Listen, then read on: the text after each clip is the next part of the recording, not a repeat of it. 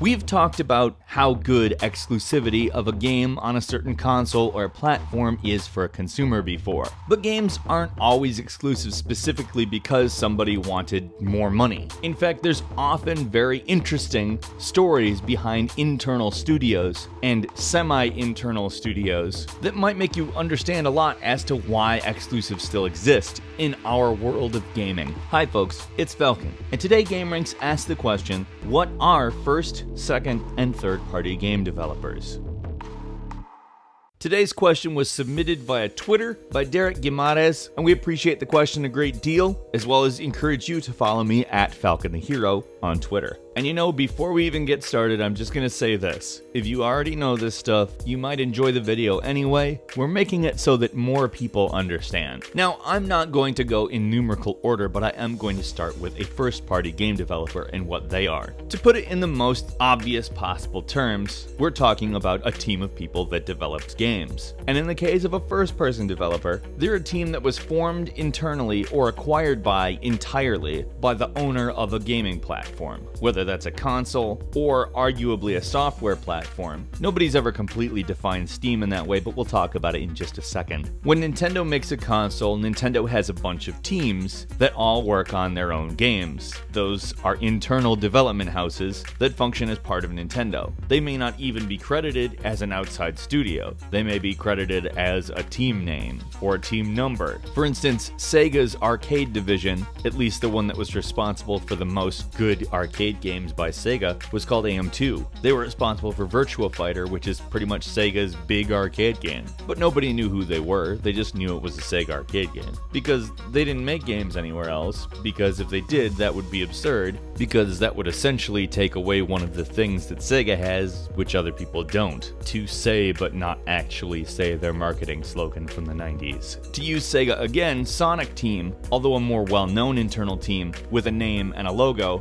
was formed by Sega and works entirely for Sega. When characters and franchises are typically associated with a large company that owns a console, they're typically made by that company's first-party developers. Now, I mentioned Valve and Steam because it kind of functions as a gaming platform. Obviously, they're Windows games, so it's not 100% one-to-one with a gaming console, but they do end up overseeing a lot of what goes on Steam in the same way that Sony oversees what goes on the PlayStation platform. Valve does make its own games, however, Valve essentially is a hierarchy-less entity. And when it works on a game, it works on a game as Valve. So you might call Valve both a platform holder and a first-party developer, but that depends on how flexible you want to be with the term. On the opposite end of the spectrum, a third-party developer is a company that works on its own to publish games on whatever platforms it pleases to. It obviously has to comply with the rules and regulations of those platforms, usually in the form of licensing agreements, and can pretty much end up with their game on whatever platform they can make money on. A third-party developer might publish its own games and it might not. The first third-party developer was Activision, and they started doing that in 1979. Now since then they've become both a publisher and a developer on their own, but primarily works as a publisher nowadays. A third-party developer might make up its own intellectual property to make games about, or a publisher might contract them in order to make new entries in various intellectual property that the publisher owns. The publisher actually doesn't have that different of a relationship between, say, Nintendo and one of their first-party developers. Except for in the case of a third-party developer, the publisher does not own the development house. At least not automatically. Publishers often do acquire developers nowadays, but the publisher is still separate from whatever platform they're publishing the game on, so really no matter what, the developer's a third-party developer. Sony-owned Naughty Dog was actually a third-party developer ahead of that. They were founded in 1984 as Jam Software and renamed themselves in 1989 to Naughty Dog. Their entire involvement in the Crash Bandicoot series, the mainline games anyhow, they were a separate company from Sony. Sony bought them in 2001, and they've been a first-party developer ever since. And directly in between those, as in the number between 1 and 3, is 2. A second-party developer is just a little bit different than a third-party developer. Sometimes they're wholly owned by themselves, independently, and and maybe even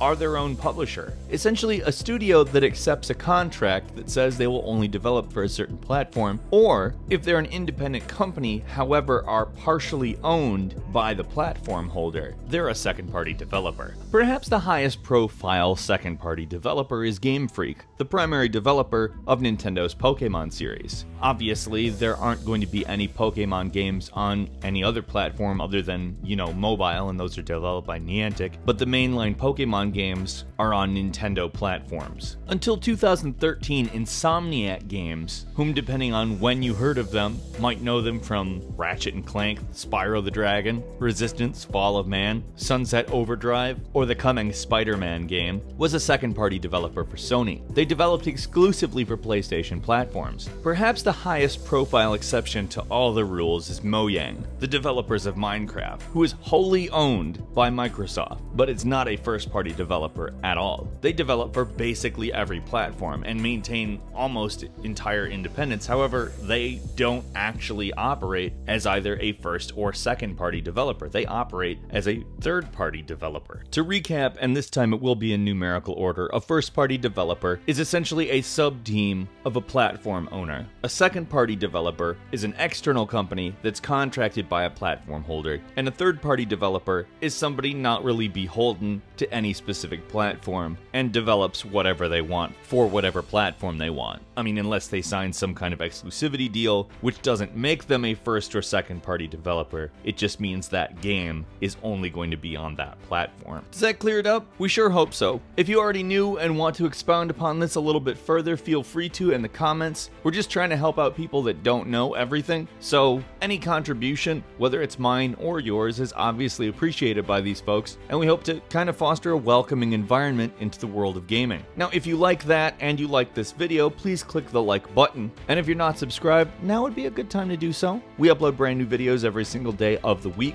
and as always, the best way to see them first is of course a subscription. As always, we thank you very much for watching this video. I'm Falcon. You can follow me on Twitter at FalconTheHero, and we will see you next time right here on gameranx.